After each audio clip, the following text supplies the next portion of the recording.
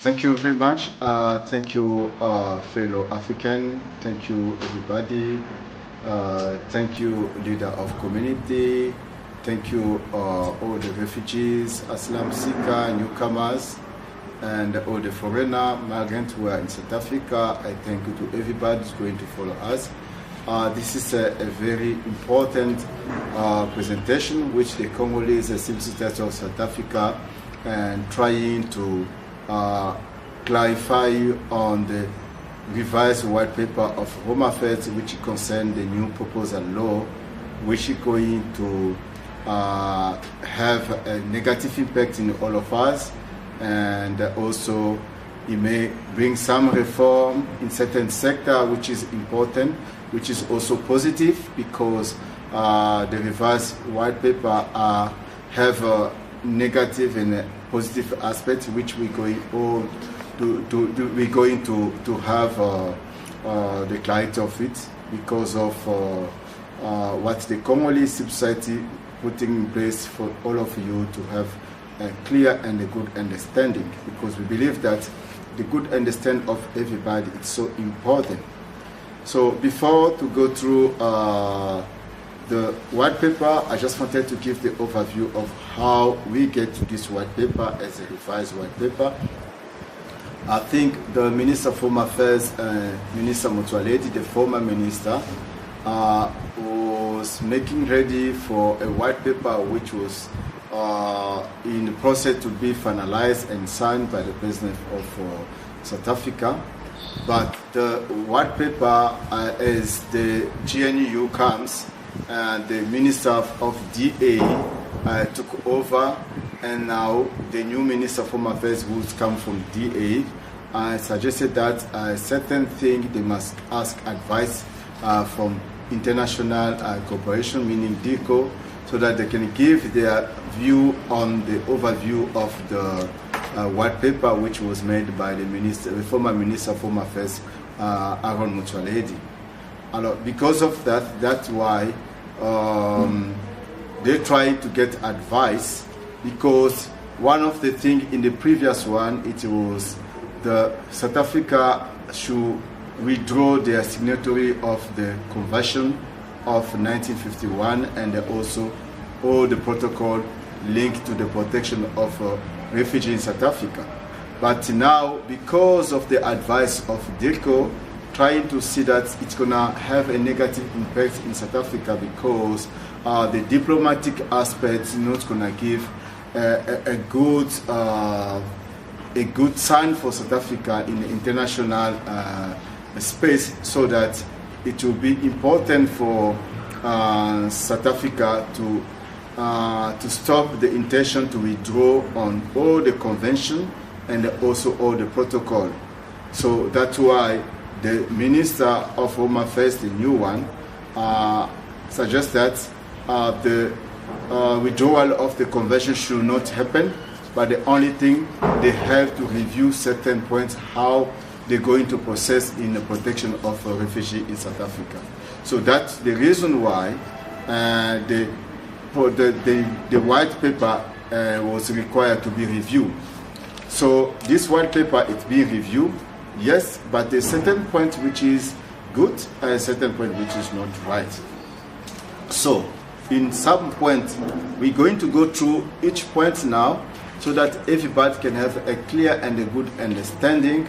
After that, we're going to show what is negative, what is positive, and we need everybody to do their submission as soon as possible, because the deadline is in the 15th of February of this year, not next year. So until Monday, we need you to do your submission as quick as possible, or your public comment. It's very important, it's crucial for anyone. It doesn't matter someone from the organization or individual, or you can send a message, one sentence or paragraph or one page, or how many pages, but not more than 5 pages, so that the submission can be taken in consideration. So the first aspect on the white paper rely on the concept of making the three legislation in one legislation, meaning what? Before we used to have a Refugee Act, Immigration Act, and Citizenship Act. But through this revised proposal of the law of Home Affairs, they want to make one legislation which combine all the legislation so that they can have a control, because they believe that there was a confusion of legislation. So they want to make it one so that it can have a harmony of law, because they believe there were no harmony of law. According to Minister of Home Affairs or according to Home Affairs, they believe that someone who's a newcomer come without a visa in South Africa, take advantage of applying for asylum seeker and then take a status. After status, apply for permanent residence and they become a citizen of South Africa. But they will nothing a person and use the proper way for to get the citizenship. It started with a newcomer who didn't have any document. According to the conception, it didn't contribute anything. So out of the blue, it became a citizen of South Africa. So they believe that the law was not really in balance, so they had to put it together. So in this new proposal or new revise of the white paper, the first point they're talking about is the condition, because they use the Article 1F of the Convention. That Article 1F of the Convention try to elaborate that no matter what, a refugee cannot come in South Africa and now is having a record of criminality or being someone who did dirty job or doing some funny thing and doing something which is against his law or is sue for any criminality or any human trafficking or something wrong against the law of his country, and he cannot benefit protection in South Africa because he's someone who's a criminal. He's someone who's not binding according to the proper law of justice from his country. So they say someone who comes as a refugee, he must have a condition how to accept you to be a refugee first. It's not going to be like you're a refugee, you apply, they don't look at your background, which kind of the person you were before you to come in South Africa. This is something they want to review it, and so they're going to make sure not anyone can get access of asylum seeker system easily. It's going to be with too much challenge. It's going to be with so many conditions. It's not going to be easy like usually. So that is the first thing. That is according to Article 1F of the Convention of 1951 of Geneva of UN for the protection of refugees. That's why now, because of this claim of a criminality, because of this claim of people who are running away from their country and doing some dangerous action, some of them they are terrorists, so it means they cannot open the door for anyone who terrorists to be protected as an asylum seeker. Well, that person is dangerous for the country, because they also mentioned that it must be considered that the aspect of the safety and security of South Africa should be taken into consideration. So the second point is the concept which they say first safe country principle. In the first safe country principle, it means they're not going to allow anyone come all the way far away to become a refugee in South Africa. Meaning, there's so many countries who signed the Convention of Geneva, which is the Convention of 1951. But why all the people come all the way from far to be a refugee in South Africa? Then for them, it's not something it must not be considered, because first safe country principle should be something where a country who signed the Convention of 1951 should be the first country to take someone as a refugee, not like someone leave Congo and now Zambia signed the convention, but Zambia doesn't keep the person to be a refugee there, and the person jump Zambia, jump Zimbabwe, and they come all the way to South Africa and they become a refugee in South Africa. So that's the principle of first safe country. It means the country who signed the convention should be the first country which a person should apply. Meaning, if you leave Congo, the first country of who signed the Convention of 1951, it's Zambia. You should not be a refugee in South Africa. You should be a refugee in Zambia. That's where you should be a refugee. And they're going also to have an agreement with the country around the region, where they're going to make people to understand that if you come all the way from far and you become a refugee in South Africa at the border, they're going to have an arrangement where they can send you, because South Africa doesn't want to have a burden of receiving all the refugees in South Africa. So they have to share responsibility in a region. It means you can get here. It doesn't mean you must be someone deserve or have a right to have an application of the asylum seeker. It means you can be the right refugee, but they can still send you back according to the agreement of the region, so that it can cause exclusion for so many people who come all the way from far. So the third point is going to be the center of refugee or reception of refugee is not going to be in South Africa, inside South Africa anymore, because we have 5. One in Cape Town, one in Durban, one is Port Elizabeth, one is in Pretoria, one is Musina. So now the center of reception of refugees is going to be at the border. So whoever comes as a refugee, they must deal with you at the border, and it's going to be under a virtual reception system. So it means it's going to be online.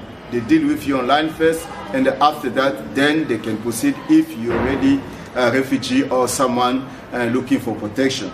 So the other point is going to be is how to grant asylum seeker and refugee status, meaning even they confirm you as an asylum seeker, meaning section 22 or section 24, it means you're going to be only legal in South Africa because they say as they sign the convention, it's going to mean they keep that conception of a free movement. Whoever have a document as a section 22, section 24, you can be in South Africa everywhere. But now in this time, you're not going to have a right of work or right of study or right of business. What's going to happen, it means it's going to be separate legality or approval for you to work in South Africa. It means your section 22 going to allow you only to be legal in South Africa, but it's not going to empower you to have access of work or study. It means for you to have access of work or study, you have to apply in a different institution for that document which make you legal to have that access of work and study in South Africa. So this is something also people must look at it, because it's something very important for anyone to consider. So this is the fourth issue which we are going to deal with this new paper, this white paper. The other point is the non-economic pathway to citizenship. It means the non-economic pathway to citizenship, it means what? It means whoever deserves to have a citizenship in South Africa through life partner or through relative should happen in the period of having a permanent residence for 5 years. 5 years, then it can give you the access for that, but it's going to be with certain conditions, meaning also they're going to look at the aspect of merit so that you can be qualified, but they limit that the access of the draining of the documentation, meaning like let's say if I apply for citizenship as a foreigner who are in a relationship with a South African, it means it's going to be limited only with my wife, with me, and with the children, not going to my parent or any relative besides that circle of father, mother, and the children. So the other thing also is going to be touching on the automatic access of citizenship for stateless children, which whoever they confirm is a stateless child under the system which they call CAP, meaning a system which is going to control to approve who can be a citizen or not, or who's really a stateless child. That will allow a person to understand that if the CAP confirm you a stateless, automatically you're going to have a citizenship as a child who doesn't have a country where they cannot identify the country of origin of that child. So it means all stateless confirm stateless is going to have an automatic citizenship in South Africa, which is also good. And also it's going to have a citizenship pathway of exceptional cases. It means some people, exceptional cases means someone who's good in society, and someone who bring a lot for the transformation of a community, someone also improve the economy and they do some great thing. Those are the people who can also have a citizenship and under exceptional cases. So the other point, as I talk about the CAP, which is the Citizenship Advisory Panel, which is going to make the control of a confirmation of who deserves to be citizen or who doesn't deserve from the foreigner aspect. And also, the other point is loss and restoration of a citizenship. This means what? This means a foreigner who's not a South African by birth, if he loses his citizenship, he's not going to get it back. But the person who's a South African who's going to lose his citizenship, he can get it back any time. But a foreigner who gets his citizenship through naturalization, he's not going to get it back anymore. If you lose it once, then it's gone for good. So they're going to also have an intelligent population register. It means they're going to register everybody in South Africa. Everybody should be registered and it must be their bio under that registration so that they can control who's who, so that if they want to trace someone who's a criminal or whoever hiding or there's no identity, there's no where to find a person, they're going to create a system so that everybody must be registered. But that registration has nothing to do with to qualify you to be legal in South Africa. And they're going to make sure as you are registered, they must register also your bio, as I say, so that if they don't find you in the case of criminality, they know where to find you through your family or whoever connected under the database under you.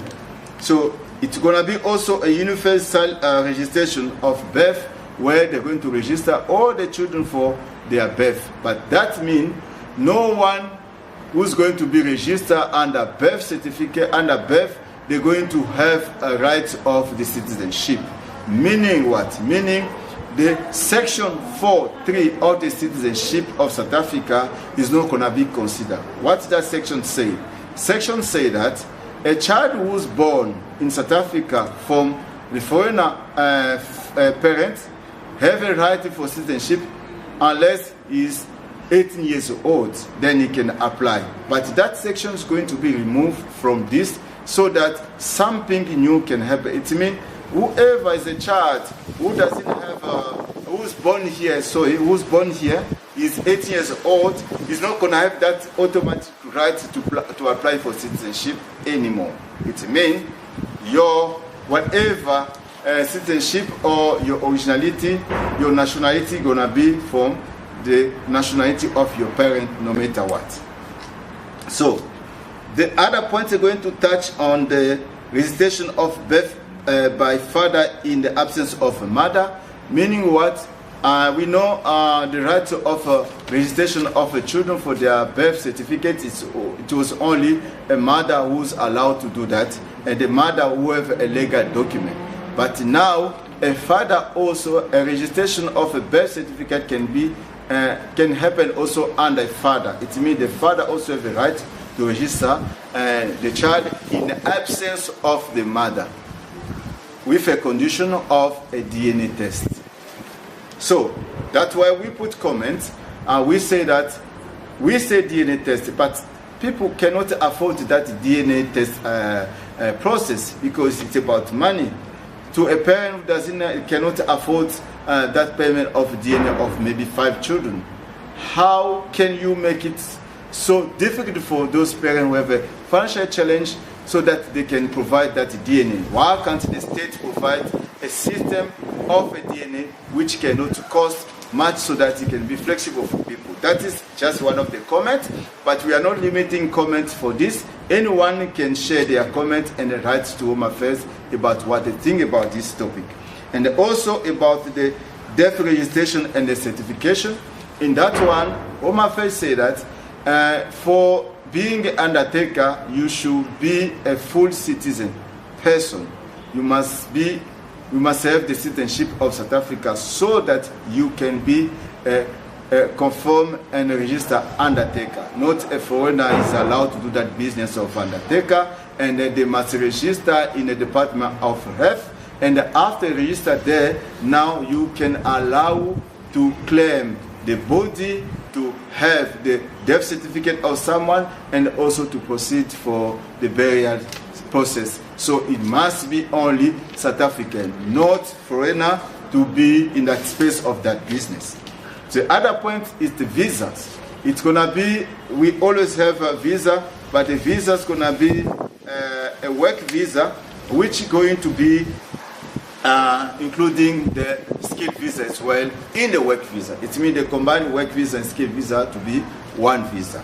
And also it's going to be family-based visa policy reform.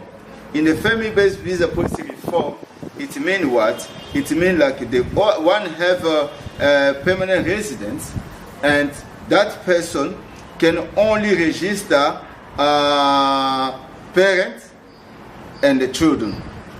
And also can also study, can also work.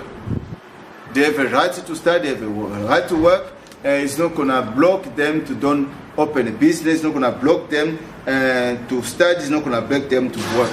As soon as you have a relative visa or you have a permanent residence through from a relative, then the right to work, the right to study, and the right also to do business, it's given to you automatically. And also another point, they're gonna have a visa, a sport visa and a heart visa. It means all the people doing sports, they're going to be given a privilege to have a visa so that they can open their sports and the heart sector, so that South Africa can have a diversity of people doing sports, and the meaning like whoever doing karate, soccer, there is a special visa for them so that their coming South Africa can be easier. And then because they want to expand that sector of heart and sport. And also the new approach for granting of a permanent residence. There's a new approach of granting permanent residence, meaning like the permanent residence is not gonna be like you apply, then you're waiting for 6 months or 8 months or 2 years so that the outcome will come. But this time it's gonna be different. It means they're gonna do it under quota. It means they're gonna maybe a year they say we can receive only 1,000 applications of a permanent residence. And when they do so, it means doesn't matter how many applications it's gonna come. If there is only 1,000, they're going to do for 1,000. Whoever will come on top of that 1,000, the application cannot be considered anymore. It means it's going to be year by year, so they're going to budget how many permanent residents we're going to receive. Then if the number is already closed, no one can apply for permanent residence anymore. It doesn't matter, you have all the paperwork, you are qualified, everything. I think no one can go against what they set as a system of quota, a system of a limited number of the application of permanent residence in South Africa. They're going to have also a digital system for the visa, meaning like people can apply online. It means they're going to be electronic visa, which they call it ETA system. It means system, the electronic traveler authorization, which can allow anyone, whoever you can be, you can apply for visa in your room. You don't have to go to a queue or whatever. You provide all the document online, and then they process everything. So it's going to be also the introduction of an immigration practitioner. It means people can be like an agent who are going to also to assist the client for the application of their visa. They're going to allow that. And that's going to be also maybe another job for people to work and to assist people for the process of documentation or visa. It means the practitioner of immigration going to be allowed. So it's going to be also an introduction of administrative fine, meaning what? Meaning a person who have overstay in South Africa, like they always say, they take you to prison or they take you back to your country, or you go back to your country but you are banned for 5 years.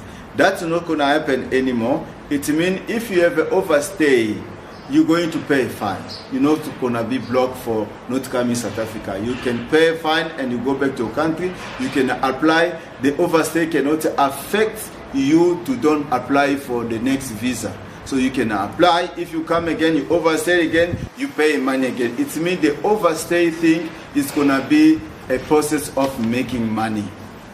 So the other thing, they have also a special immigration court. It means they're going to have a new court, immigration court, where everything about home affairs is going to be dealt in that court. And also, it's going to create some limitation of freedom of a legal option. It means the option of legality is going to be only in the sector of the immigration court, but it cannot, it doesn't give other option for other court, which cannot be a good thing. So in this point, we're just going to look at on the what is negative in the white paper, what is positive. What is negative? There's a challenge with safe first country, which is negative. There's a relocation of a refugees reception center, which is negative. There's a condition on work and study for asylum seeker, which is negative. As we say, you can only have a document can legalize you to be South Africa, to be protected, but not the right to study or to work. That you have to apply it, maybe you have to apply it in a municipality or the labor department so that you can have access of work by having that asylum seeker status.